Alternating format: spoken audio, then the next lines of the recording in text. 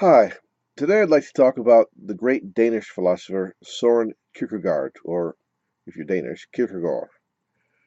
He lived from 1813 to 1855 and is considered the first existentialist philosopher. For those of you who are unfamiliar with the term existentialism, it deals with the sort of genre of philosophy which is focused upon action, upon decision, rather than upon metaphysics and rational assignment of categories. Um, Kierkegaard was born into a very wealthy family. Um, his father was a very pious man who went to church and was great friends with the primate of the Danish church at the time. But uh, in his younger years, Kierkegaard's father, had done some rash things. At one point, when he was a young man, he was out in the fields having a very, very incredibly difficult day. And at some point, he raised his fist to the sky and cursed God. And it was after that that he became much more wealthy. And so Kierkegaard's father felt that perhaps his wealth was a gift from Satan, and that it was not a sign of blessing, but a sign of curse. Also, he got the maid pregnant and later married her, and he felt that that was also a grave sin. And for these things, Kierkegaard's father felt that he perhaps was damned.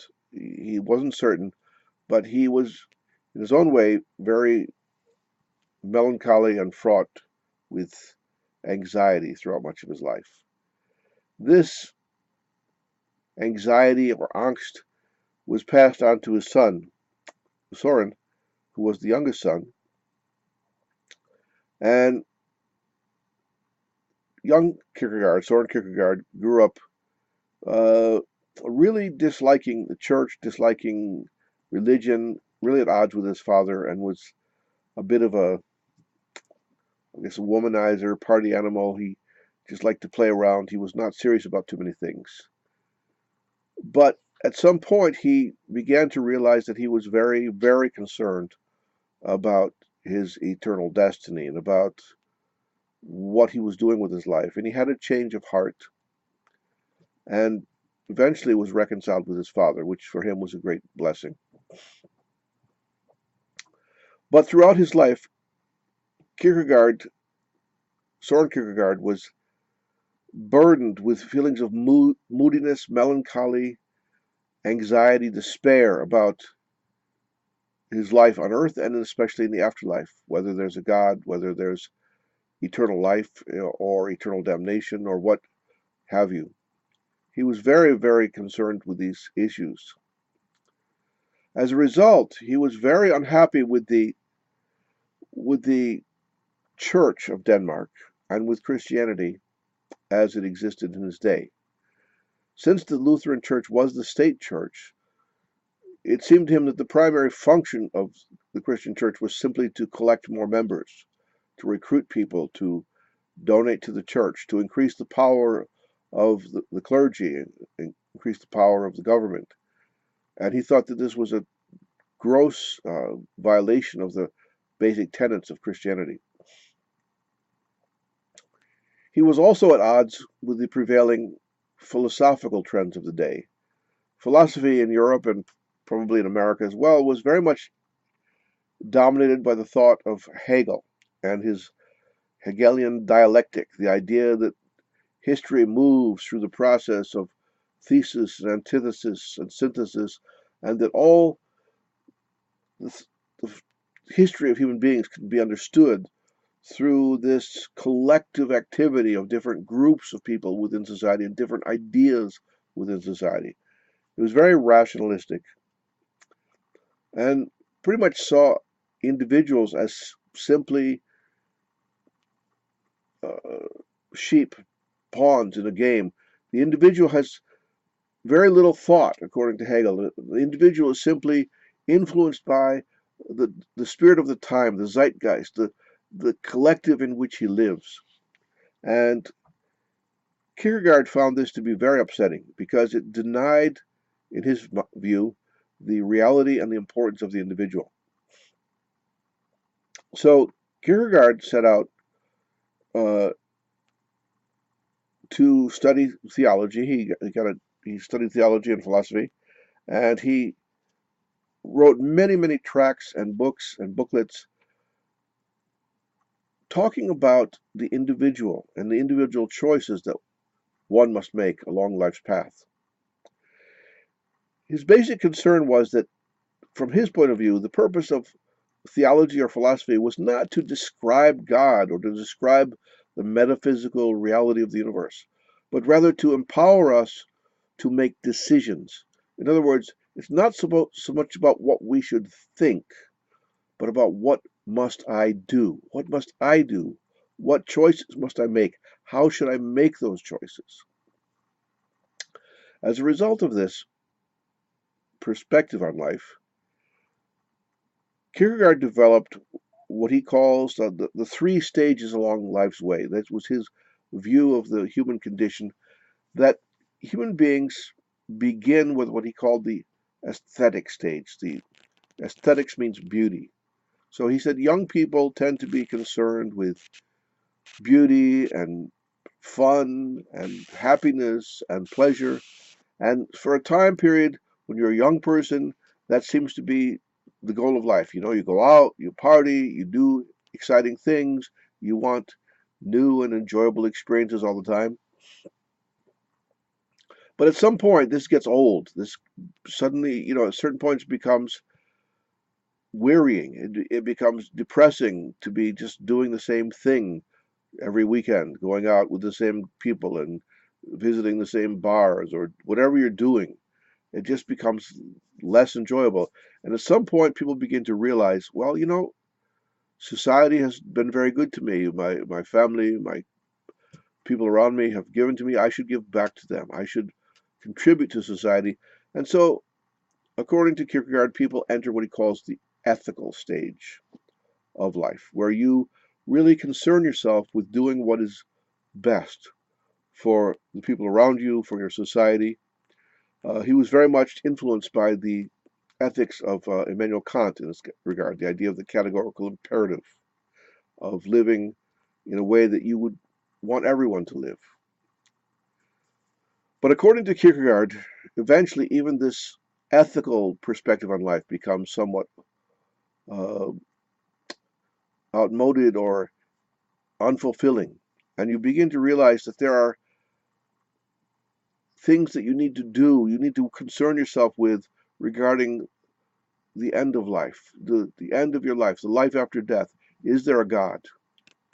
Is there a spiritual realm? Is there a life after death? Is there a heaven? Is there a hell? And how do we know what our destination is going to be? This became, of overwhelming concern to him. So Kierkegaard said after the aesthetic stage of life and after the ethical stage of life, there's then the religious stage of life where people seek to prepare for what relies after life. But he said that most people are kind of like fakers. They're really not. They don't really do this sincerely. They just go to church and they believe, hey, if I go to church, I act pious, I look pious, I donate on Sunday. I got my bases covered. Many people feel that is religion, and Kierkegaard said no, that is not religion.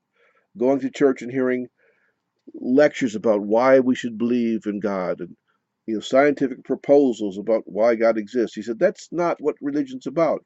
Religion, ultimately, for Kierkegaard, was a passionate choice, a commitment to believe, even when what you're believing in is not rationally provable.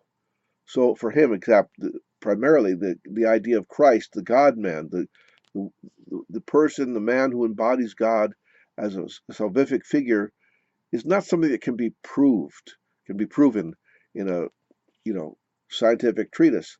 It's something which one must grapple with, and eventually one must choose to believe, and must repeatedly choose to make that commitment to believe, in spite of any evidence to the contrary. In other words, faith for Kierkegaard exists in the face of doubt, in the face of indecision, one must make this passionate commitment to believe in God in Christ.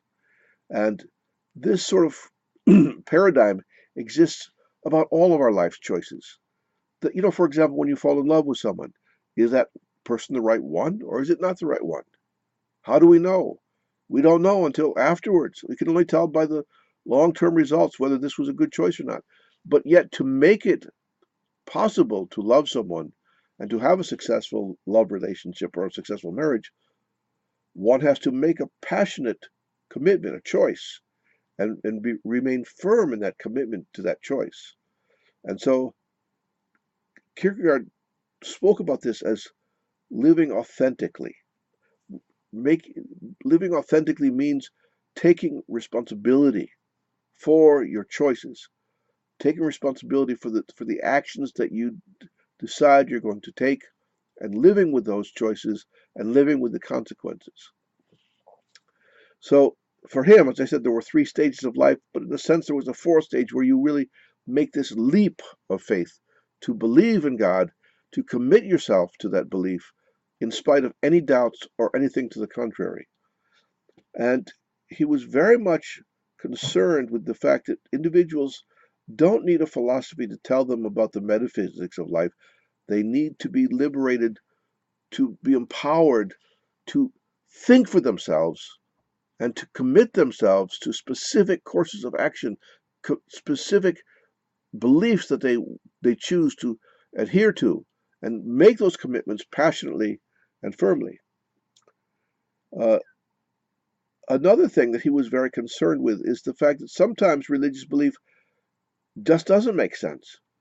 If you look at the Bible, the biblical story of Abraham, who was the founder, Abraham, Isaac, and Jacob, who became Israel, were the founders of the nation of Israel, the progenitors.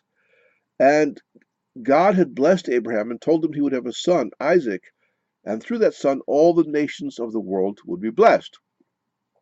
Then later on, when Isaac was maybe 12 years old or something, God spoke to Abraham and said, take your son, your only son, whom you love, Isaac, and offer him up on a mountain as a burnt offering, as a sacrifice.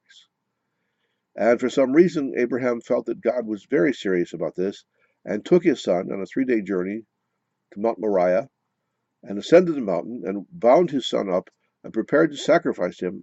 But at the last moment, an angel appeared and said, no, Abraham, God does not want your son dead, but he does want your obedience and your faith. And you have proven this, and so there's a ram caught in the bushes over here, you can sacrifice the ram instead of Isaac. And through this, Abraham showed his faith in God. Kierkegaard refers to this sort of scenario as the teleological suspension of the ethical. Teleological means aimed at a telos, or a goal-oriented suspension of the ethical, meaning there are some times, according to Kierkegaard, when the right thing to do is not something that we can explain in terms of morality or ethics. It transcends our concept of morality and ethics. And this was very important to him, that we realize that sometimes our commitments of faith, our commitments of love, transcended even the ethical. Now, he's received a lot of criticism for this, but his point was not that we should just be crazy, but that we should do things for love, for the passionate love of God. In his own life, he was in love. He fell in love with a young woman named Regine Olsen, who was several years younger than he was. He proposed marriage to her. She accepted. He loved her very much, and yet at some point he felt it wouldn't be good for her. He was too moody. He was too despairing. He was too depressed. And also being married might interfere with his ability to write philosophy. No one's quite sure why, but he did finally break off the engagement and told her to dump him. And his whole life he felt very melancholy about this because he still loved her. He hoped, I think, that maybe she would be like Isaac and she would wait for him and come back to him. But she married someone else.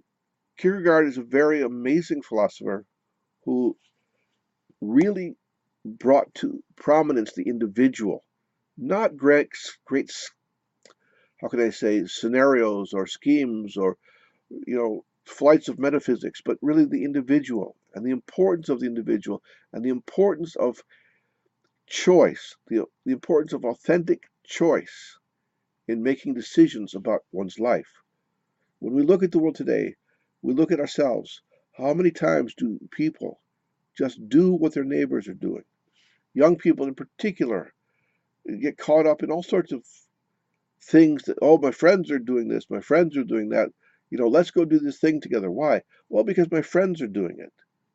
But do we stop and think about, well, why am I doing it? Why would I want to do that thing? Why would I want to drive a car 90 or 100 miles an hour and go around sharp bends and think that that would be a wise thing to do? Well, my friends are doing it. That's a very bad reason for doing anything, is just because somebody else is doing it. And Kierkegaard was aware that this is not just for young people, but people of every age. We all tend to be very influenced by our surroundings, our society, and oftentimes our ideas and our thoughts, our values are determined by those around us without a whole lot of thought on our part. And Kierkegaard was one of the first who emphasized the radical importance of the individual in assessing and determining what they believe, why they believe it, and what they're going to do about it. So this makes Kierkegaard really, from a modern point of view, the original existentialist, and his writings had a great impact on later philosophers in the later 1900s and the 20th century, and even today. And so we'll talk more about that in our succeeding videos. So that's all for Soren Kierkegaard. Thank you very much. I hope you enjoy this video.